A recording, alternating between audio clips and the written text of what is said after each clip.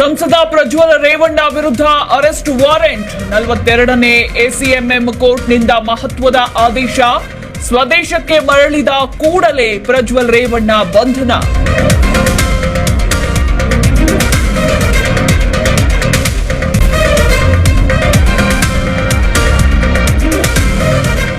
ತಡರಾತ್ರಿ ರಾಜ್ಯಕ್ಕೆ ಎಂಟ್ರಿ ಕೊಟ್ಟ ಮಳೆರಾಯ. ಬೆಂಗಳೂರು, ಮಂಡ್ಯ ಸೇರಿ ಹಲವೆಡೆ ವರುಣನ ಅಬ್ಬರ. ಮಳೆಗೆ ಧರೆಗುರುಳಿದ ಮರ, ವಿದ್ಯುತ್ ಕಂಬಗಳು.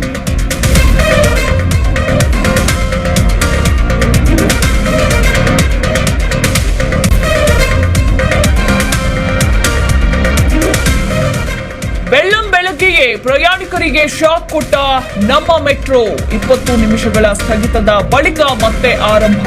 ಕಾಮಗಾರಿ ಪೂರ್ತಿ ಹಿನ್ನೆಲೆ ಸಂಚಾರ ಯಥಾಸ್ಥಿತಿ.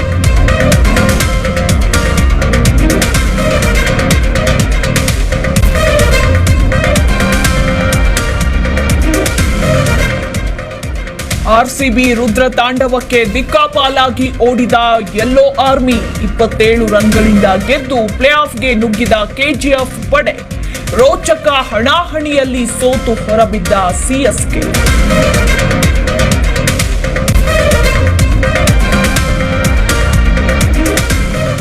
ಚಿನ್ನಸ್ವಾಮಿ ಕ್ರೀಡಾಂಗಣದಲ್ಲಿ ಪಂದ್ಯ ವೀಕ್ಷಿಸಿದ ಸಿಎಂ. ಹೊರಟ್ಟಿ, ಪರಮೇಶ್ವರ್, ಮಹದೇವಪ್ಪ ಕೂಡ ಹಾಜರು.